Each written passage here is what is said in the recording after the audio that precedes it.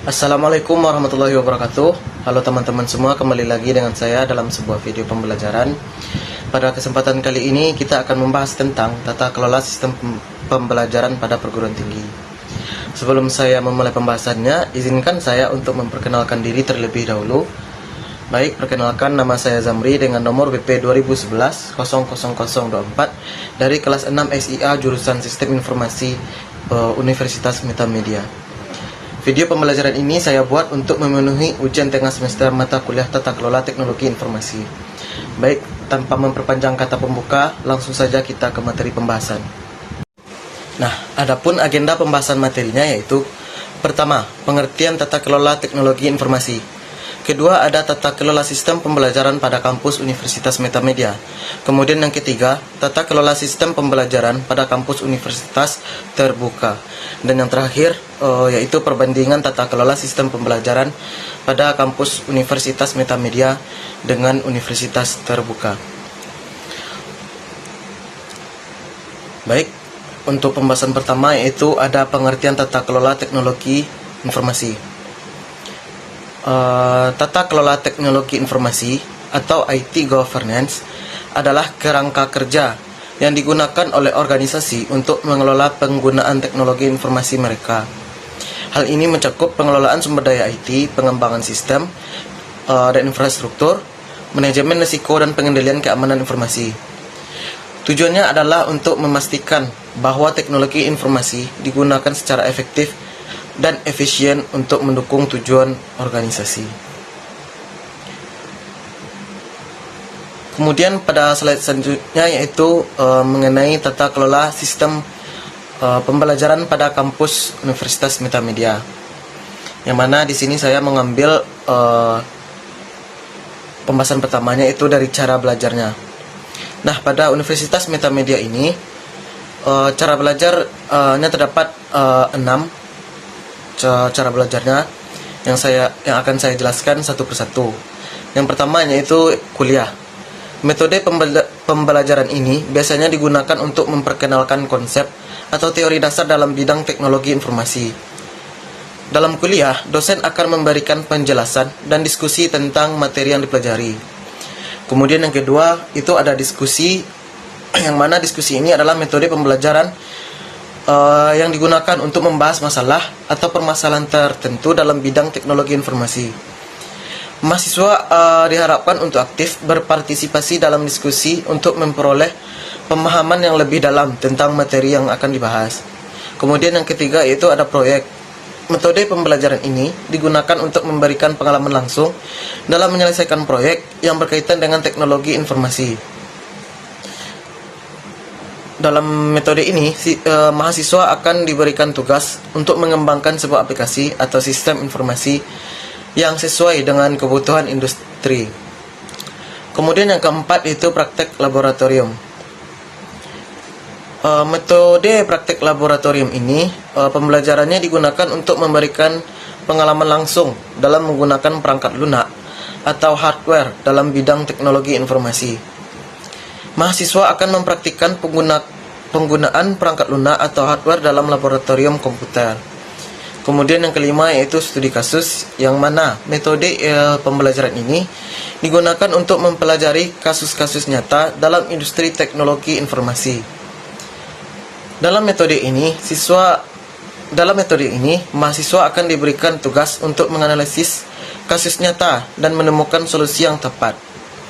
Kemudian yang terakhir yaitu ada keterampilan non-teknis mahasiswa, yang mana contohnya itu seperti kemampuan berkomunikasi, pemecahan masalah, dan kerja sama tim. Hal ini sangat penting karena dalam industri teknologi informasi, mahasiswa tidak hanya dituntut untuk memiliki keterampilan teknis yang kuat, tetapi juga keterampilan non-teknis yang dapat membantu mereka berinteraksi dengan rekan kerja dan klien.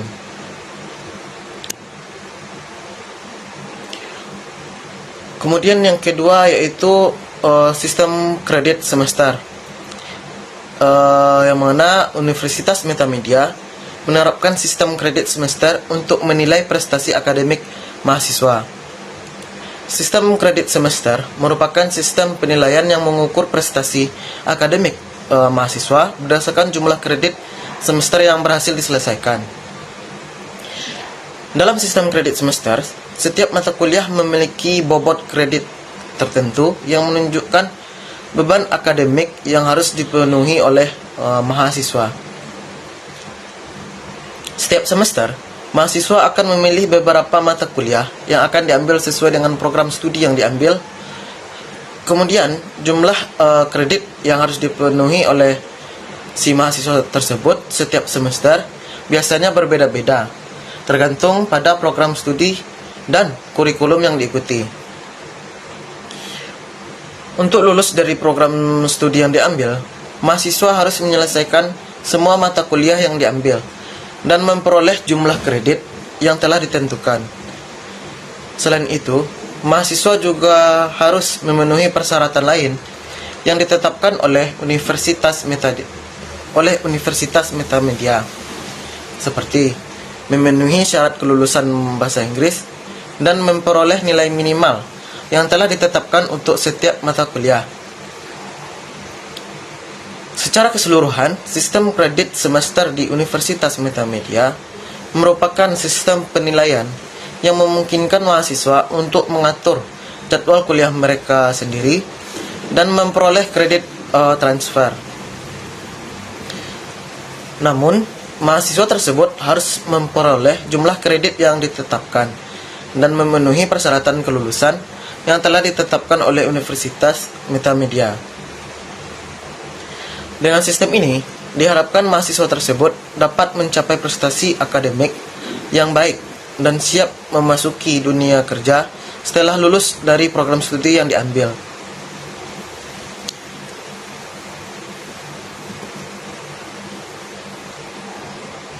Kemudian yaitu dari cara penyelenggaraan pendidikannya.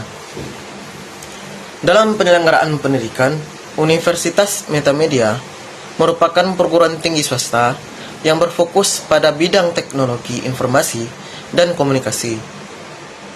Pendidikan di Universitas Metamedia diselenggarakan dengan tujuan untuk mempersiapkan si mahasiswa untuk menjadi tenaga ahli di bidang teknologi informasi dan komunikasi yang berkualitas. Pada setiap program studi, Universitas Metamedia menawarkan berbagai mata kuliah yang relevan dengan program studi yang diambil. Seluruh mata kuliah tersebut diajarkan oleh tenaga pengajar yang berkualitas dan berpengalaman di bidangnya masing-masing. Sistem pembelajaran yang diterapkan di Universitas Metamedia adalah sistem pembelajaran berbasis kompetensi yang dirancang untuk mempercepat dan mempermudah si mahasiswa atau mahasiswa tersebut dalam memperoleh pengetahuan dan keterampilan yang dibutuhkan di dunia kerja. Pembelajaran di Universitas Metamedia ini dilakukan melalui kuliah, diskusi, praktek laboratorium, studi kasus, proyek, dan sebagainya yang sudah saya jelaskan pada slide sebelumnya.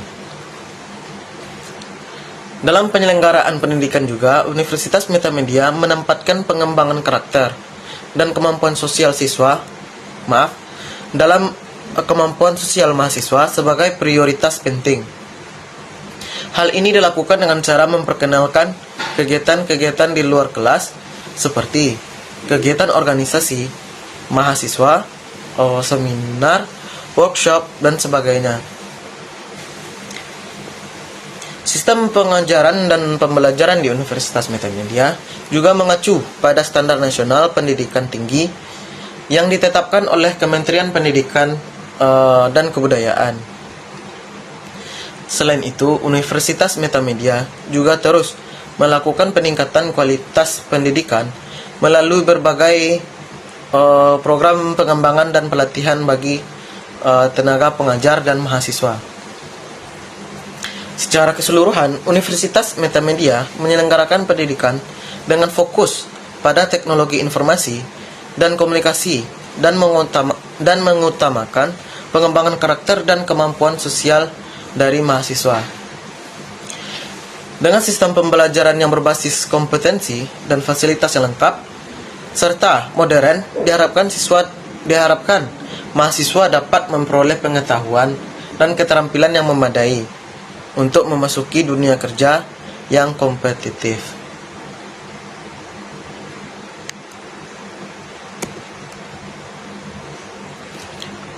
Nah, untuk selanjutnya kita memasuki pada agenda ketiga, yang mana pada pembahasan kali ini kita melakukan pembahasan mengenai tata kelola sistem pembelajaran pada kampus universitas terbuka. Nah, pada sistem pembelajaran di kampus universitas terbuka, mereka menerapkan sistem belajar jarak jauh dan terbuka. Istilah jarak jauh berarti pembelajaran tidak dilakukan secara tatap muka, melainkan menggunakan media, baik media cetak, yaitu modul, maupun non-cetak, seperti audio atau video, komputer atau internet, siaran radio, dan televisi. Makna terbuka di sini adalah tidak ada pembatasan usia, tahun ijazah, masa belajar, waktu registrasi, dan frekuensi mengikuti ujian. Batasan yang ada hanyalah bahwa setiap mahasiswa UT harus sudah menamatkan jenjang pendidikan menengah atas, SMA atau yang sederajat. Kemudian kita masuk kepada cara belajar.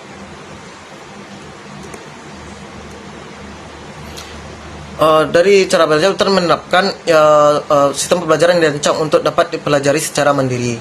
Selain menggunakan bahan ajar yang disediakan oleh UT, mahasiswa juga dapat mengambil inisiatif untuk memanfaatkan bahan bacaan lain di perpustakaan, mengikuti tutorial baik secara tatap muka maupun melalui internet, radio, dan televisi, serta memanfaatkan sumber belajar lain seperti bahan belajar yang berbantuan komputer dan program audio atau video. Untuk dapat belajar mandiri secara efektif, mahasiswa UT dituntut memiliki disiplin diri, inisiatif, dan motivasi belajar yang kuat. Mahasiswa juga dituntut untuk dapat mengatur waktunya dengan efisien, sehingga dapat belajar secara teratur berdasarkan jadwal belajar yang ditentukan sendiri. Oleh karena itu, agar dapat berhasil belajar di universitas terbuka, calon mahasiswa harus siap untuk belajar secara mandiri. Kemudian yang kedua yaitu sistem kredit semester. Dalam hal ini, beban studi yang harus diselesaikan dalam satu program studi diukur dengan satuan kredit semester atau SKS, yang mana setiap mata kuliah diberi bobot 1-6 SKS. Satu semester adalah satuan waktu kegiatan belajar selama kurang lebih 16 minggu. Dalam sistem pendidikan jarak jauh, mahasiswa juga harus mengalokasikan waktu yang sama dengan mahasiswa tatap muka. Ya, ini dalam hal ini 2 jam per minggu per SKS-nya. Hanya saja kegiatan belajarnya lebih banyak dilakukan secara mandiri, seperti belajar sendiri, belajar berkelompok, atau tutorial. Khusus untuk universitas terbuka, satu SKS disetarakan dengan 3 modul bahan ajar cetak. Satu modul terdiri dari 40-50 halaman, sehingga bahan ajar dengan bobot 3 SKS berkisar antara 360-450 halaman, tergantung pada jenis mata kuliahnya. Berdasarkan hasil penelitian, kemampuan membaca dan memahami rata-rata mahasiswa adalah 5-6 halaman per jam. Sehingga untuk membaca dan memahami bahan ajar dengan bobot 3 SKS diperlukan waktu sekitar 75 jam atau 360-450 halaman dibagi 5-6 halaman. Apabila satu semester mempunyai waktu 16 minggu, maka waktu yang diperlukan untuk membaca dan memahami bahan ajar dengan bobot 3 SKS adalah 75 jam dibagi 16 minggu atau kurang lebih 5 jam per minggu. Misalnya, mahasiswa mengambil 15 SKS per semester, maka yang bersangkutan harus mengalokasikan waktu belajar sebanyak 15 SKS dibagi 3 SKS kali 5 jam. Berarti 25 jam per minggu atau kira-kira 5 jam per hari. Atau 1 minggu dihitung 5 hari belajar. Kemudian yaitu penyelenggaraan pendidikan pada universitas terbuka. Dalam penyelenggaraan pendidikan, universitas terbuka bekerja sama dengan semua perguruan tinggi negeri dan sejumlah perguruan tinggi swasta serta instansi yang relevan yang ada di Indonesia. Di setiap provinsi atau kabupaten atau kota yang terdapat perguruan tinggi negeri, tersedia unit layanan UT atau universitas terbuka yang disebut UPBJJ UT. Perguruan tinggi negeri setempat berperan sebagai pembina UPBJJ UT tersebut serta membantu dalam penulisan bahan ajar, bahan ujian, pelaksanaan tutorial, praktek atau praktikum, dan ujian. Universitas terbuka menyelenggarakan 2 program pendidikan yang diberi istilah program non-pendas dan program pendas. Yang pertama yaitu program non-pendas. Program pendas adalah pendidikan yang dapat diikuti oleh masyarakat umum kecuali program non-pendas FKIP. Program non-pendas FKIP hanya dapat diikuti oleh mereka yang sudah bekerja sebagai guru. Sedangkan program pendas merupakan program yang diselenggarakan secara khusus bagi para guru SD dan guru PAUD. Pada saat ini program studi yang termasuk dalam program pendas adalah S1 pendidikan guru sekolah dasar atau PGSD dan S1 pendidikan guru pendidikan anak usia dini atau PG PAUD. Kemudian agenda yang terakhir yaitu perbandingan tata kelola sistem pembelajaran pada kampus Universitas Metamedia dengan Universitas Terbuka. Dalam hal ini, meskipun Universitas Metamedia dan Universitas Terbuka memiliki perbedaan dalam tata kelola sistem pembelajaran yang digunakan, keduanya memiliki tujuan yang sama dalam memberikan pendidikan yang berkualitas bagi mahasiswa. Universitas Metamedia, mereka mengutamakan pengembangan pengetahuan dan keterampilan siswa di bidang teknologi informasi dan komunikasi dengan menggunakan metode pembelajaran yang beragam. Sementara Universitas Terbuka memberikan kesempatan kepada siswa untuk mahasiswa untuk belajar secara jarak jauh dengan menggunakan platform e-learning. Yang mana di sini saya mengambil kesimpulan bahwasanya yang pertama pada Universitas Metamedia lebih menekankan pada pembelajaran yang praktis dan berorientasi industri dengan melibatkan dosen yang berkualitas dan fasilitas yang lengkap. Sementara untuk yang kedua yaitu Universitas Terbuka memberikan kesempatan kepada mahasiswa untuk belajar secara jarak jauh dengan menggunakan platform e-learning yang dapat diakses dari seluruh wilayah Indonesia. Baik, mungkin hanya sekian pembahasan materi kita pada saat ini.